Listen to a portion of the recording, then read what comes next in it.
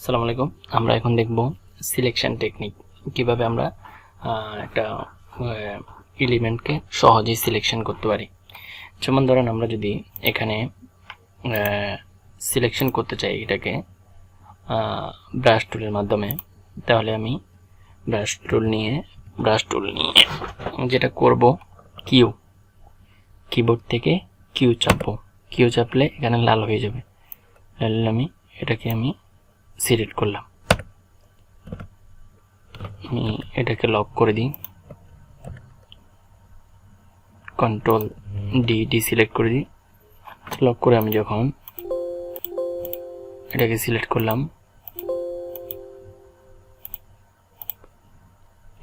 Q চাপলে এখানে উপরে কালো, নিচনে সাদা। এটাকে সিলেক্ট করলাম, দেখেন এটা সিলেক্ট হয়ে গেছে। আবার যদি এটা বাদ দিতে চাই, এক্স চাপলে আপনার এই কালারটা কালো,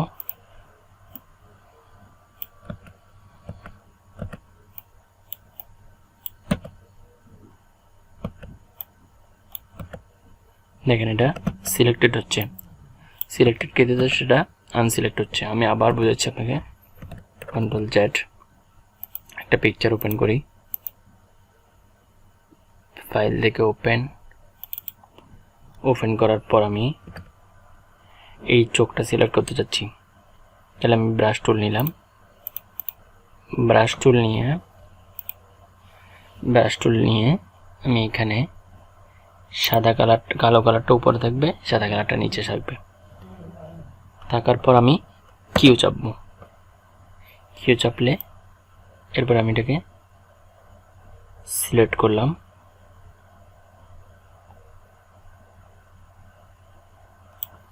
আবার সিলেক্ট শেষে কিউ চাপলাম। দেখেন এই চোখটা আমার সিলেক্টেড হয়েছে। এখন যদি আমি এটাকে বেশি সিলেক্ট করে ফেলি, আবার কিউ চাপবো। কিউ চেপ করে এক্স চাপলে কি হচ্ছে, এই কালারটা মুছে যাচ্ছে। দেন এটাকে মুছে দিবে। এই জায়গাটা আমি বেশি সিলেক্ট করে ফেলছি, সাপোজ আমি এটাকে মুছে দিলাম।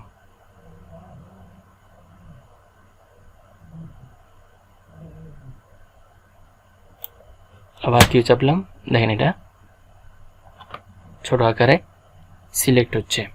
এভাবে আমি শর্টকাট মেথডে সিলেক্ট করতে পারি।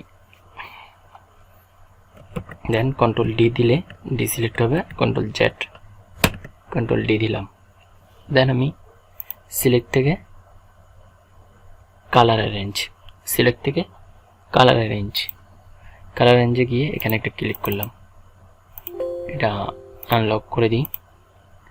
সিলেক্ট থেকে কালার রেঞ্জে গিয়ে এখানে একটা ক্লিক করলাম। যে কালারটা সিলেক্ট করতে চাচ্ছি তার উপর একটা স্যাম্পলটা পিক করলাম। পিক করে ওকে দিলাম। দেখেন এই কালারের স্যাম্পল যা পাচ্ছে সেটা পুরোটাই সিলেক্ট হচ্ছে।